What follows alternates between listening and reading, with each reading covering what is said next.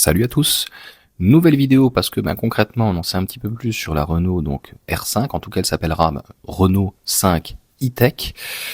On en sait plus, mais on n'a pas encore les tarifs définitifs. Bien sûr on le saura donc 11 salons de Genève. En tout cas ça n'arrête pas les happenings. Donc les dernières informations, on va pas dire qui ont fuité, en tout cas on va être à 25 000 euros pour une batterie de 40 kWh. J'ai envie de dire qu'ils ont rien inventé, ils ont repris donc notamment la batterie qu'ils ont au niveau de la Mégane. Et pareil donc pour les moteurs, ça sera un moteur donc si on peut dire dégonflé, donc revu, dérivé de la Mégane. Ce qui est, je trouve, très intéressant, c'est la longueur du véhicule.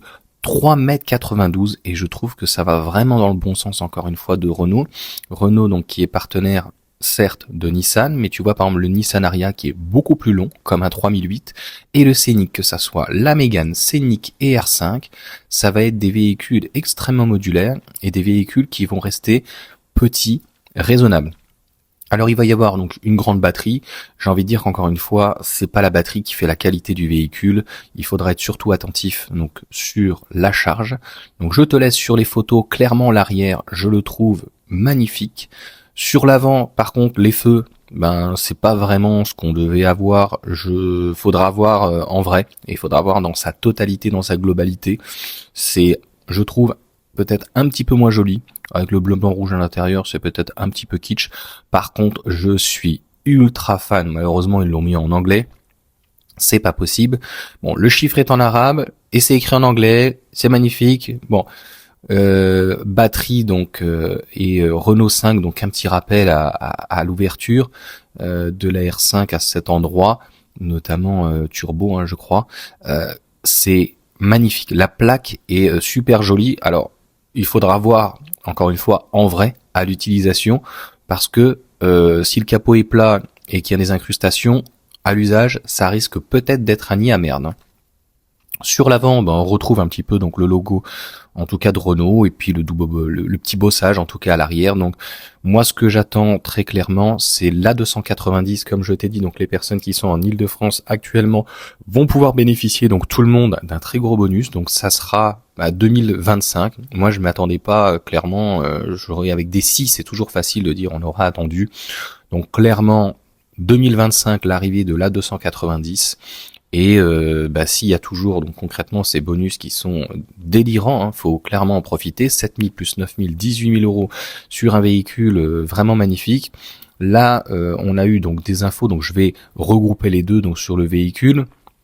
On savait déjà donc la puissance qui ne sera pas 250 ou 170 chevaux, 130 normalement même sur la R5, donc dérivé de la Mégane, ça sera les 220, donc a priori il n'y aura pas de petite batterie, donc ça va tout de suite taper aux alentours des 40 000 euros, donc heureusement qu'il y a des aides quand même pour une toute petite voiture. Elle sera un petit peu plus bodybuildée, donc on attend le style clairement définitif, intérieur, extérieur. J'espère qu'ils vont garder notamment 5 places. Et j'ai vraiment envie d'aller voir la R5 parce que je suis curieux de savoir si j'arriverai, si on peut dire, loger mes 3 enfants pour un véhicule donc de dépannage. Sinon je resterai sur une compacte ou peut-être un petit peu plus grand. Là aujourd'hui en tout cas je suis satisfait pour le quotidien d'une Mégane, donc soit avec les enfants donc à 4 dans la voiture, soit quand on a besoin d'être à 5 dans le véhicule pour se déplacer dans des endroits périurbains, c'est assez compliqué. La dernière des choses que je revois et que je regarde, que ça soit la R5 et puis donc la 290, ils vont essayer de rester sur des poids maîtrisés. Je pense que concrètement, il va falloir faire des efforts plus conséquents. On parle de 1500 kilos.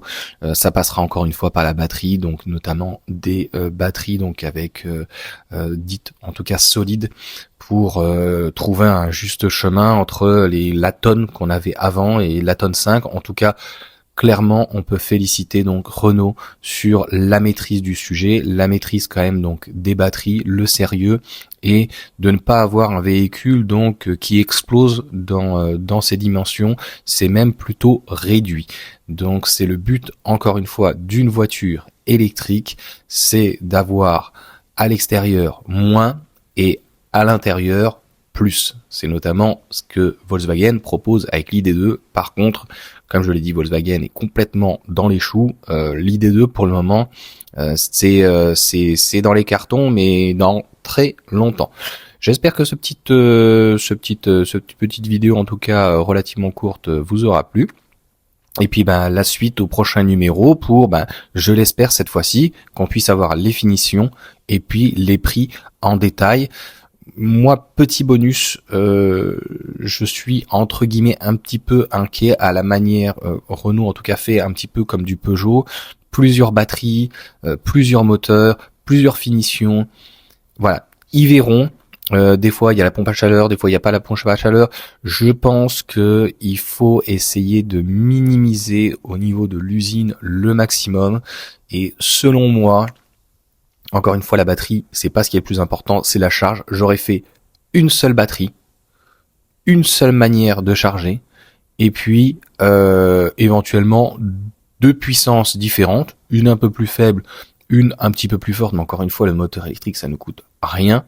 Et petit aparté aussi, il y aura le V2G ou V2L, en tout cas le bidirectionnel, donc ça c'est très bien, mais on n'en sait pas plus. Donc sur la charge, notamment quand on est en tempo, comme aujourd'hui, ça permet de charger sa voiture la nuit et éventuellement de mettre un convecteur au centre de la maison, et donc d'avoir bénéficié des 10 centimes la nuit, ou 13 maximum si on est en jour blanc ou quoi que ce soit, et de restituer donc du chauffage donc dans la maison.